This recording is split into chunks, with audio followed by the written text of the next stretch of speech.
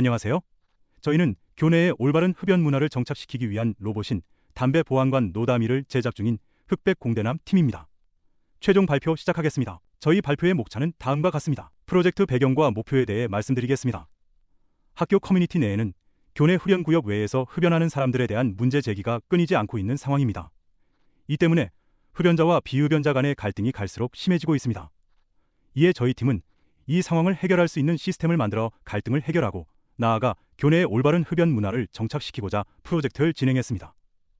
그 외에도 저희가 초점을 둔 문제는 담배 연기로 인한 학습 환경 침해, 담배 꽁초로 인한 교내 거리 미화 침해, 소화 도구 부족으로 인한 화재 문제 등이 있습니다. 해당 문제들을 해결하기 위해 저희가 선택한 방법은 흡연 구역 외에서 흡연하고 있는 흡연자를 인식하여 해당 흡연자가 흡연 구역으로 이동할 수 있도록 유도하는 것입니다.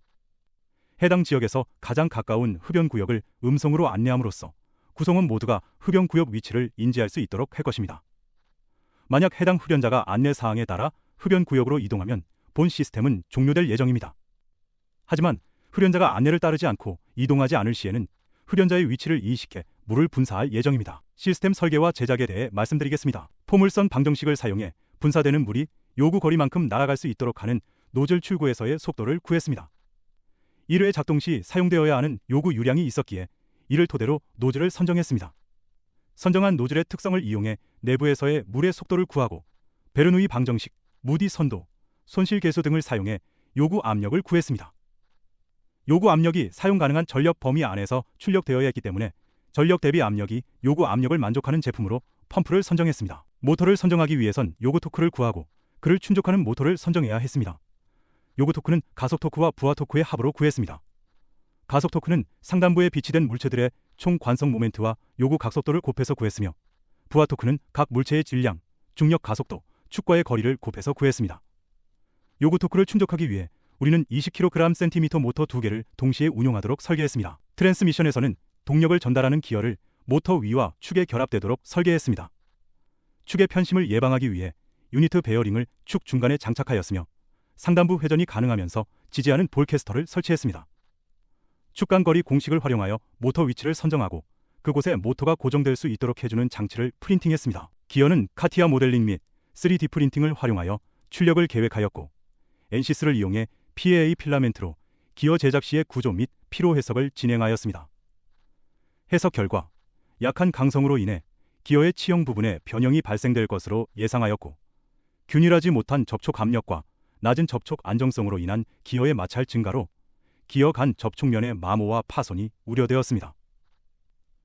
이에 대한 대안으로 학교에서 사용 가능한 탄소 섬유가 첨가된 PETG-GAPF 필라멘트와 PAA 필라멘트 간 기어의 성능 측면에서 비교 해석을 진행하였습니다. 왼쪽은 각 소재의 물성치를 참고하여 인장 압축 강성과 굽힘 강성을 계산하여 비교한 표입니다.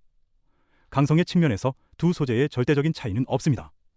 하지만 밴딩 모듈러스에서 PETG-GCF 소재가 약간 높아 굽힘이 발생하는 경우에 유리하다고 판단했습니다. 오른쪽은 각 소재의 물성치를 기반으로 엔시스 해석 결과를 비교한 표입니다.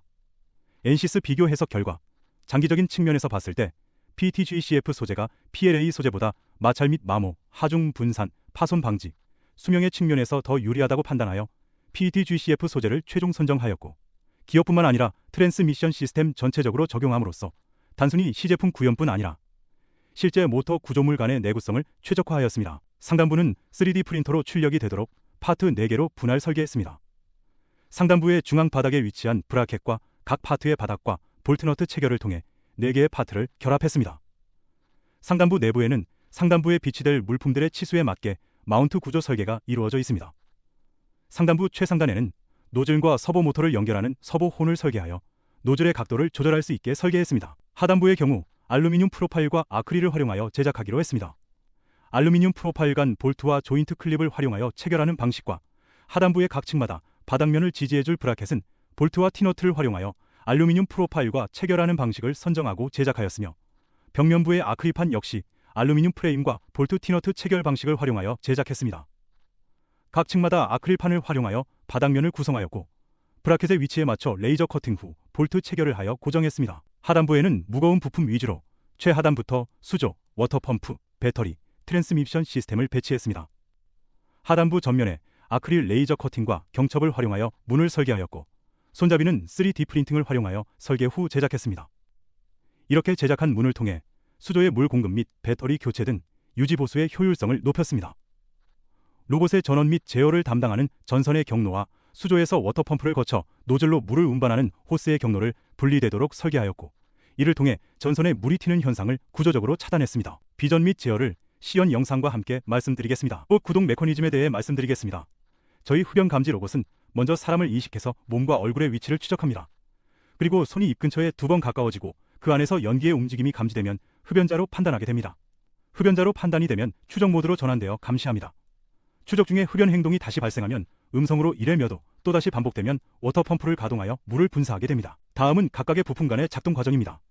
리얼 센스로 받아온 영상과 거리 데이터를 통해 제슨 오린 나노를 통해 흡연자임을 판단하게 되고, 흡연자임이 감지되면 ESP32에 명령을 내려 ESP32가 카메라에 달려있는 서버 모터를 통해 흡연자가 화면 중심에 오도록 트래킹하며, 또 다른 서버 모터를 통해서는 거리 데이터를 기반으로 노즐 각도를 조절하게 됩니다.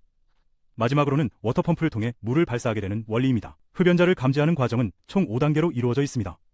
1단계는 자세 추적 및 랜드마크 추출입니다.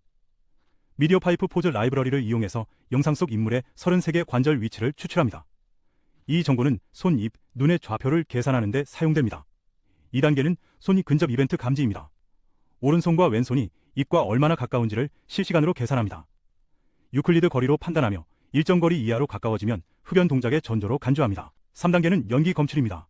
눈과 입을 포함하는 작은 관심 영역 ROI를 잘라서 그 안에서 연기처럼 보이는 흰색의 움직임을 감지합니다.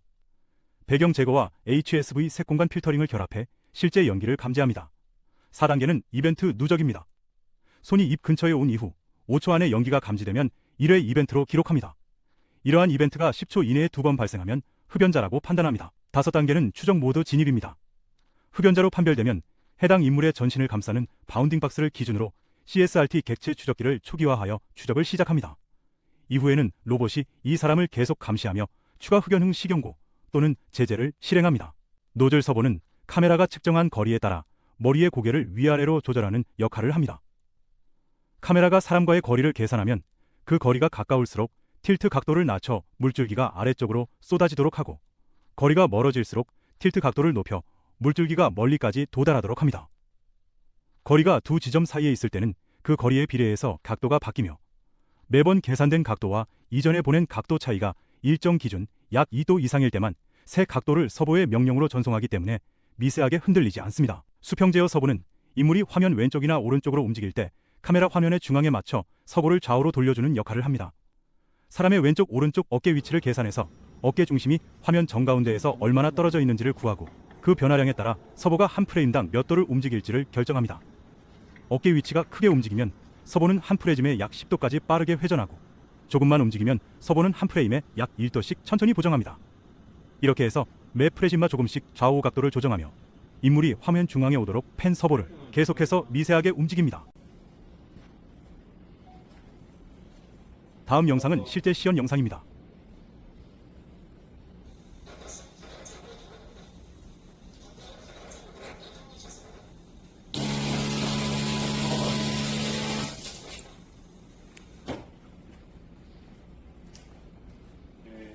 연계 및 기대 효과에 대해 말씀드리겠습니다.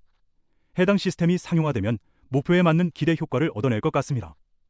교내 구성원들 간의 갈등이 해결되고 교내 환경 미화와 화재 예방 효과도 얻을 수 있을 것이라고 생각합니다. 저희 팀은 해당 시스템이 본교뿐만 아니라 다른 학교 또는 흡연자가 많이 있는 번화가에도 사용될 수 있을 것이라고 생각되어 더 효과적인 시스템을 개발하기 위해 성북구 보건소와 연계 활동을 진행했습니다. 이를 통해 인식률 증가, 흡연자 안전 보호 등의 기술적 발전을 얻었습니다. 하지만 아직까지 보건소가 지적한 개인정보 침해 문제는 해결하지 못했는데, 이는 상용화 이전에 추가적인 개발이 꼭 필요하다고 생각했습니다. 역할 분담은 다음과 같습니다. 발표 들어주셔서 감사합니다.